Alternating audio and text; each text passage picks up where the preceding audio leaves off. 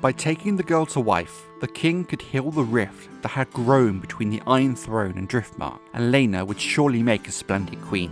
Answered her, as paraphrased by Gyldayn, Fire and Blood, heirs of the dragon, a question of succession.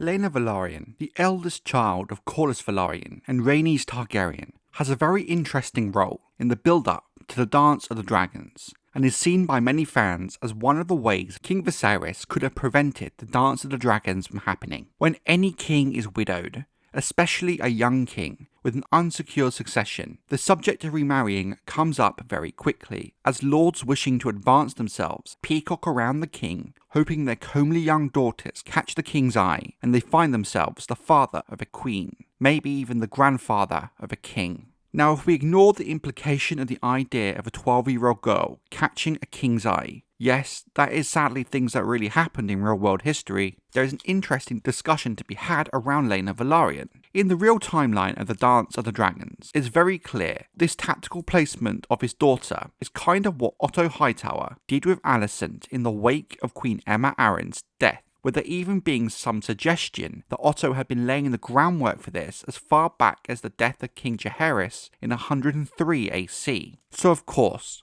when Aemma Arryn died in childbirth in 105 AC, there was quick pressure on King Viserys to find a new wife. He was still only 28 years old, with Aemma and the king only having one living child, a daughter, Rhaenrya. Thus the succession was not exactly secure or clear at this stage, with many assuming Viserys' younger brother, Daemon, was his presumed heir, including Daemon himself, even after Rhaenrya is named heir by Viserys at various points, including after Daemon's exile. So it becomes clear to Viserys, with the guiding hand of his small council, that he would need to remarry. And while Otto Hightower had his own agenda with Alicent, there was at first the more obvious choice on a practical and political level, Laena Velaryon.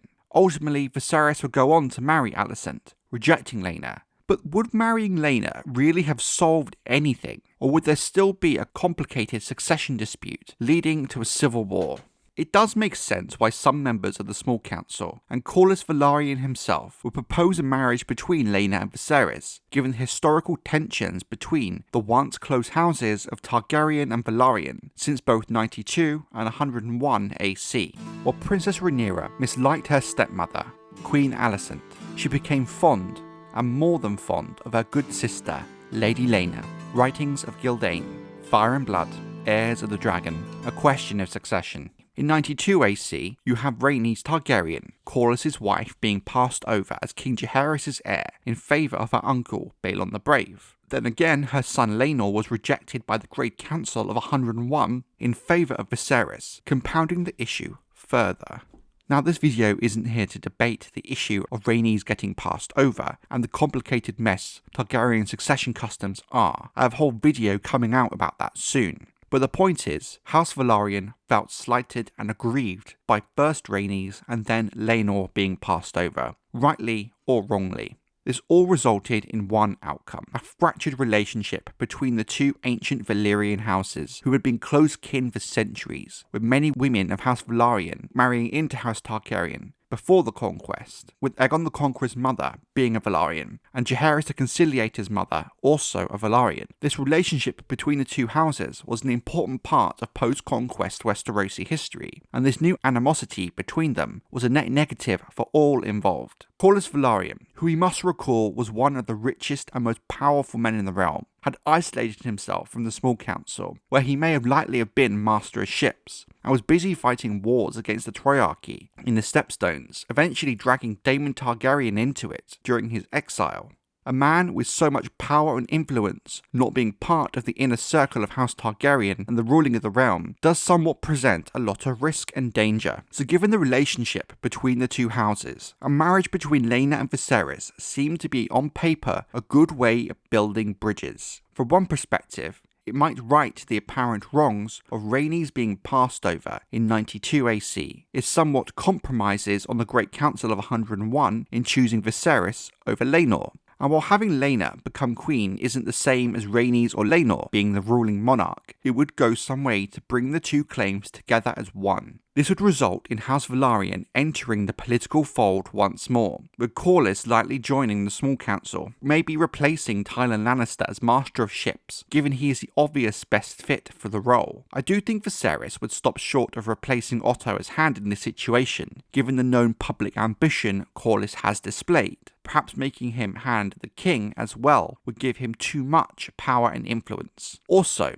consider that Otto would now not be pursuing his own political agenda, with Alicent no longer marrying Viserys. The impact of this we will touch upon later. While all of this is great from a relations point of view, there is also a huge political benefit. There is a strong chance that Laena would be able to provide Viserys with more children, maybe even sons, which in turn addresses the succession issue to some degree. I think the idea of his grandson being king would be enough to appease an aggrieved sea snake. As uncomfortable as the idea of a 12-year-old marrying a 28-year-old is, there would in theory be plenty of time to procreate children. However, something to think about is that Viserys did marry Aemma Arryn when she turned 12, Aemma having her first child in 97 AC, a stillborn son, as well as several other miscarriages. Some put the fate of these children down to the age of Aemma at the time of her pregnancies. It has also been put forward by some fans that Aemma going through dozens of pregnancies from the age of 13 throughout her adult life may have damaged and taken its toll on her body, heightening and increasing the chance of her dying in childbirth. While Laena is a completely different person, these are still factors to bear in mind.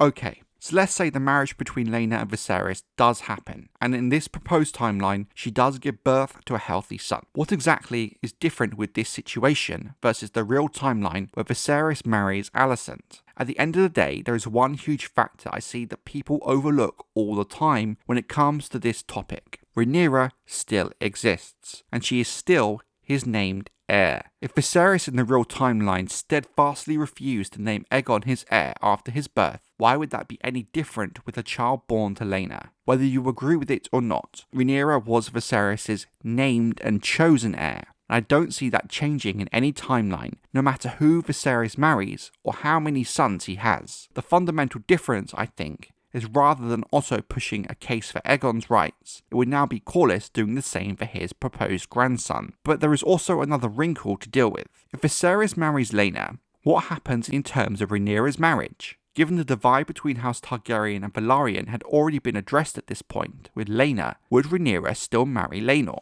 What would be the need in this? I see three outcomes here.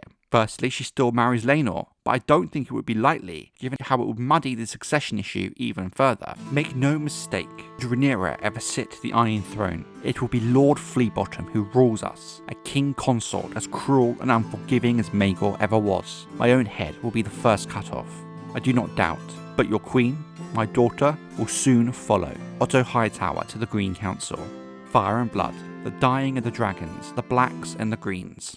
And this is where Otto Hightower comes back into play. I still think he would be handed the king at this stage, and I still see him using his own children for political gain. I suspect he would try and marry Rhaenyra to his son Gwaine Hightower. It would be a decent match, and something I could maybe see Viserys going for, given Otto had been his loyal servant for many years by this point. In this instance, Otto would be getting his blood on the throne, but in this timeline, via Rhaenyra and Gwaine, and not Alicent and Viserys. I also do think the Rhaenyra, Criston Cole and Harwin Strong love triangle still could happen in this timeline, but the difference is there's a possibility that once the matter comes to light, Rhaenyra could just end up marrying Harwin Strong for the simple convenience of it. Either way, Rhaenyra would end up marrying someone and having children, whom would be her presumed heirs. A comment I've seen a lot is Rhaenyra could just marry Viserys and Laena's son, problem solved, but I strongly disagree. Look at what we know about Viserys as a character. He refused to marry Aegon to Rhaenyra, despite calls from both Otto and Alicent and half the Small Council to do so, to solve the succession dispute. I don't see how replacing Corlys and Laena in this situation would change Viserys' view on the matter. And here lies the fundamental issue of a match between Laena and Viserys. While on paper, it does solve a lot of political issues, it still leads down one path,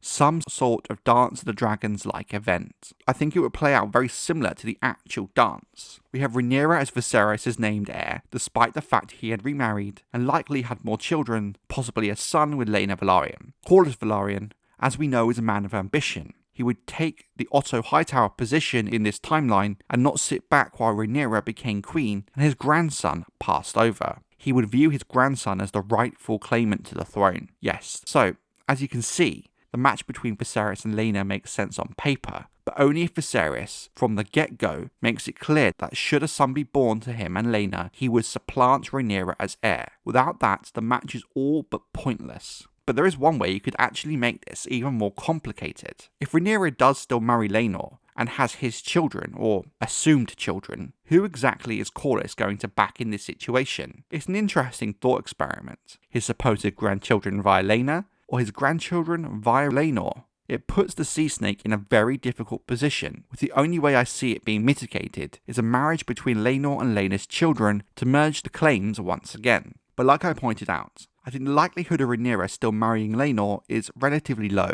So what can we learn from this? As long as Viserys was going to remarry, and father more children via his new wife, while also keeping Rhaenyra as his named heir, it makes some sort of Dance of the Dragons-like event inevitable. Thus, unless Viserys breaks from what we know of his character, a match between Laena and Viserys would solve very little in the long run. When talking about these kinds of issues, there is of course many other changes at play that are impossible to determine. For example, Otto and Alicent's new role, who Rhaenyra would marry, what would happen with Laenor, in what, if any circumstances, would Viserys supplant Rhaenyra as heir. But at the end of the day, on the surface, while this Laena marriage seems like the perfect solution, it comes with the same baggage Viserys' marriage to Alicent did. In fact, in many ways, the match that happened in the real timeline between Rhaenyra and Laenor benefits both houses much more than the one between Viserys and Laena. For only Rhaenyra and Laenor's children, legitimacy was never in question. But my conclusion to this is simply, if Viserys was steadfast in Rhaenyra being his heir, he should never have remarried in the first place. He full well knew the impact fathering sons would have on her claim, be that with Alicent